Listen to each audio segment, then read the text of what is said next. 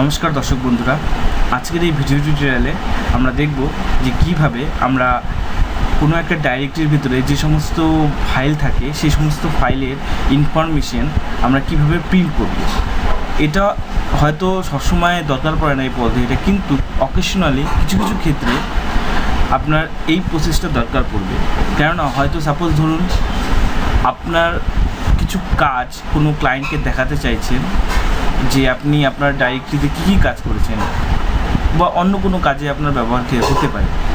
অথবা সাপোজ ধরুন যে আপনার একটা ডাইরেক্টরির সঙ্গে অন্য একটা ডাইরেক্টরি কম্পেয়ার করতে চাইছেন, একটা ফোল্ডারের সঙ্গে অন্য একটা ফোল্ডার কম্পেয়ার করতে চাইছেন, তো সেক্ষেত্রেও এই প্রসেসটা আপনি করে নিতে পারেন।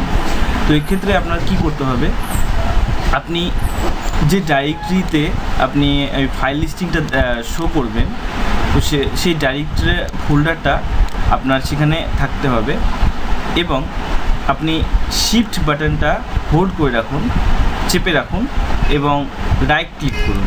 রাইট ক্লিক করবার পর এখানে দেখতে পারবেন যে ওপেন কমান্ড উইন্ডো হিয়ার বলে, তো এটার উপর আপনি ক্লিক করুন।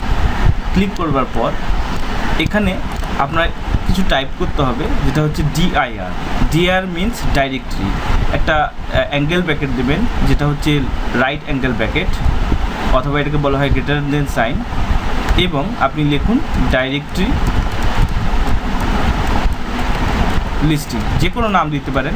আমি এখানে ডাইরেক্টরি লিস্টিং নাম দিলাম এবং এটা এক্সটেনশন দিলাম txt। তো এটা আপনার এই ডাইরেক্টরির ভেতরে আপনার টেক্সট ফাইলটা আছে, দেখতে পাচ্ছেন যে ডাইরেক্টরি লিস্টিং .txt। এটাকে আপনি খুলে নিন। তো খুলে নেওয়ার পর আপনার নোটপ্যাডে এটা খুলে যাবে এবং দেখতে পারবেন যে কী কী ইনফরমেশন এখানে দেওয়া আছে। Volume in drive C has no লেভেল, serial number of volume, directory of, এখানে ডাইরেক্টরি ইনফরমেশন দেওয়া আছে। তো এখানে দেখতে পাচ্ছেন যে আমাদের 360 টোটাল সিকিউরিটি .lnk, তো এটার সাইজ ইনফরমেশন দেওয়া আছে, কটার সময় এটা আপডেট হয়েছিল সেগুলো দেওয়া আছে।